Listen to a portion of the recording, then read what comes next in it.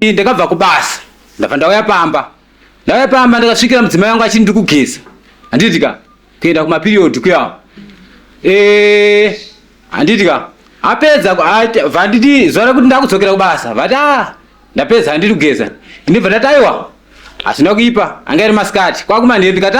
bheta ndiite bonde ndaita bonde nemudzimai wangu handitika ndakubasa handitika ndakatanga kuona zvinhu zvewaiti handitika ndofunga ndichita bonde naye akatanga kurwadziwa zvokuratidza ndatanga kurara naye zuva iroro handitika saka ndakubasa inini handisati ndamboita chirwere chesiki saka ndakatanga kuona zvewaiti ndikaita audio ndofunga foni yangu ndina audio ndakumubvunza kuti iwe nokuti ndichiona akati ndine mushonga ujekwa ndikushandisa handitika ndopamwe kudzimbisa kuti ndidzimbiwe so handitika ndine audio ndinayo kuti ndakatobva ndatanga kumubvunza audio pa WhatsApp kuti iwe mushonga waiti wasika wapiwa nagogo wejeko uyewe hauiti sesiki here ndifunga audio inondipupurira hauiti sesiki ozizva ndikada kuita waiti ndikuona zvewaiti handisi kuziva chichikitika handimikuona saka mudzimai wangu akaendera mberi achiti ndikurwadziwa nejeko musana wangu kudzimba handitika ati ndikudzimba nemusana paipaya handitika akaramba achidaro mukadzana kutoriwa mukadzi vakanetsana kumba kwavo akakachitatu vachinetsana ndobva vanetsana uyu mwana abva auya kumba akati mama magariro atikuita nomukwasha wangu inini ari kunetsa. Looking for professional home care support for your loved ones? At Sheltering Arms Community Care, we provide compassionate care for the elderly, people living with disabilities, and those needing mental health support. Our services include home care, live-in care, hospital assistance, respite care, medication management, and life skills development. We also offer an alcohol and drug rehabilitation facility, helping you live independently with dignity and confidence. Visit us at Falcon Estate, Teen World Harare, or call us or visit our website on the information displayed. Sheltering Arms Community Care, fostering independence, improving lives.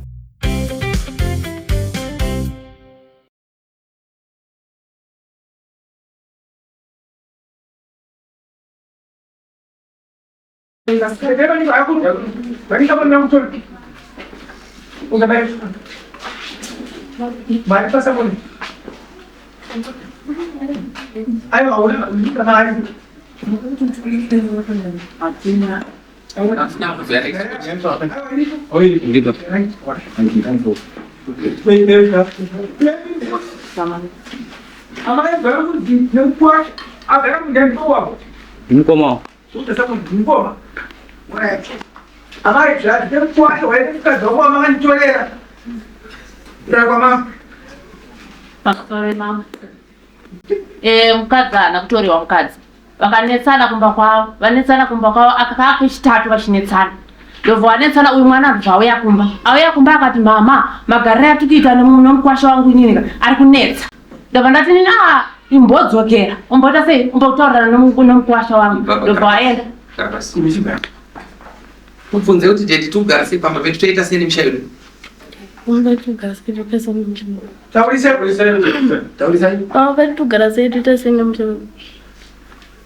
pamusoro imamo musha wedu uri kunetsa baba nekuda kwekuti mudzimai wangu haasikumira panzvimbo. Nyaya yakaitika ndeyekuti ndisati ndataura kumashure ndisati ndabhadhara kwasabhuku ndombotaura yakaita kuti aende. Nyaya yakaitika ndeyekuti ndakabva kubasa ndabva ndauya pamba ndakasvikira mudzimai wangu achiri ndikugeza handitika kuenda kumaperiod kuyawo handitika apedza vanditi zvara kuti ndakudzokera kubasa vati ndapedza handiri kugeza ndibva ndati aiwa hazvina kuipa anga iri masikati kwakumanheri ndikati bheta ndiite bonde ndaita bonde nemudzimai wangu handitika ndakubasa handitika ndakatanga kuona zvinhu zvewaiti handitika ndofunga ndichita bonde naye akatanga kurwadziwa zvokuratidza ndatanga kurara naye zuva iroro handitika saka ndakubasa inini handisati ndamboita chirwere chesiki saka ndakatanga kuona zvewaiti ndikaita audio ndofunga foni yangu ndina audio ndakumubvunza kuti iwe nokuti ndichiona akati ndine mushonga ujekwa ndikushandisa handitika ndopamwe kudzimbisa kuti ndidzimbiwe so handitika ndine audio ndinayo kuti ndakatobva ndatanga kumubvunza audio pa WhatsApp kuti iwe mushonga waiti wasika wapiwa nagogo wejeko uyewe hauiti sesiki here ndifunga audio inondipupurira hauiti sesiki ozizva ndikada kuita waiti ndikuona zvewaiti handisi kuziva chichikitika handimikuona saka mudzimai wangu akaendera mberi achiti ndikuradzwa nejeko musana wangu kudzimba anditika ati ndikudzimba nemusana pepa anditika akaramba achidaro anditi vati vandabvunza vamwe vanhu zvikanzi kuti jeko unodzimbisa jeko atidzimbise musana asi iwe bvunza mukadzi wako kuti chikaita vandabvunza mudzimai wangu chii chakamboitika ndiri mudiki ndikambokwara musana ndichibva kuhuni ndikati saka mudzimai wangu uyu vati ndikurwara ati ndikurwara vandazoti vandakumira pabasa ndati mudzimai wangu arwara ukainini bhera ndimhanye ndiende naichi kwadhokta kuti ndiende pasikani ndauya mudzimai wangu ndikasvika kunopinda mumba aenda unogeza angati zuva ranga rakunonyura bva ndikuti mudzimai kuti ari siriasi asi siriasi handitika vandabuda naye ndichita bhera ndiende naye kunotenga mapirisi andiri famasi handitika vandaita sei ndichitotaurawa neumwe ndichita ndikuenda naye mudzimai wangu ati zvikanzi iwe kwadzi wako iwe tanga waenda naye kliniki ukaenda kliniki ikoko vanokubatsira uzoenda kwadhokta naye kunyatsa kuonekwa kwazi nyaya musana kana izere rori inogona kutadza kuti uzoita vana handitika ndaenda kwekwe kukliniki handitika ngava musi wesatadi ndaenda kukliniki vundasvika kwekwe takurapwa adzimai vangu ini vundataura problem yangu iri chitichipa kumushoko jeko ndati ndiri kunzwa so nesi kumberi kwangu kuchi ndikuona zvewaiti handitika ndikuona zvewaiti vundatesta vundaona isike drop iye handitika taenda kumba takanzi ndizvo muchini unokutesta HIV handitika nhasi munhu wacho hapo munhu wamusi wemandi wamusi wesande kuseri ndofunga ndikamuka ndikaenda unoona munhu wandaenda unoona muzukuru wangu anditi akakirina kustand ndakapiwa nachina sabhuku handitika ndadzoka vandati adzimai ndakumboenda noshandirirwa kwamadzibaba muprofita pandakaenda kwekweku ifuka adzimai vangu anzi vakambobuda vazodzoka vachimhanya havatopora musana uyewu vati vabvunza vatinolojana kuti bamunini varipo vadzoka zvikanzi havasati medheo ndokutonongedza vakanaka chi kumba kwavo ndasvika ndikutosvika ndikabata mambaira dzangu handikuona ndikuona adzimai vangu havapo kwafoni hanzi kuya kwamama ndikati kwamama ndokuya sei iwe panapa ndakudzikiza hatisangani kwagogo varamba kuenda kwagogo handikuona enda kwagogo vandawadza gogo ndikati gogo panyaya dzenzi dzakaitika kuti ndizondzibhadhara kwasabhuku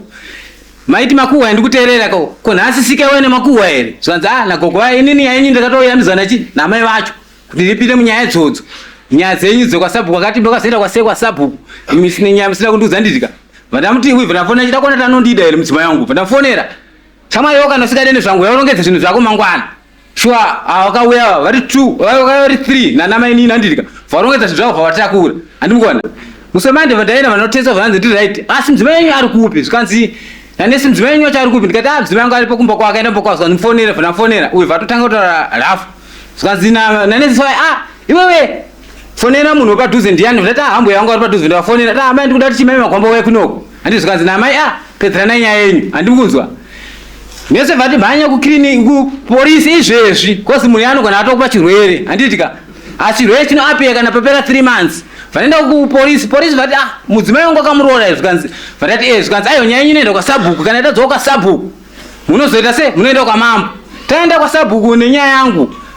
amai vakafonerwa hambuya vangu vakaramba kuuya gogo vakafonerwa kuti tuye tiyananisiwe vakaramba kuuya hambuya vangu handitika izvo handisi kuziva kuti urwere wewe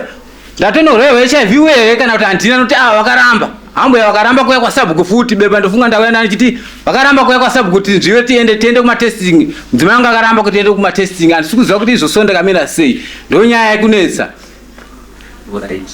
zvotoita manje nhasi hatisi kutonga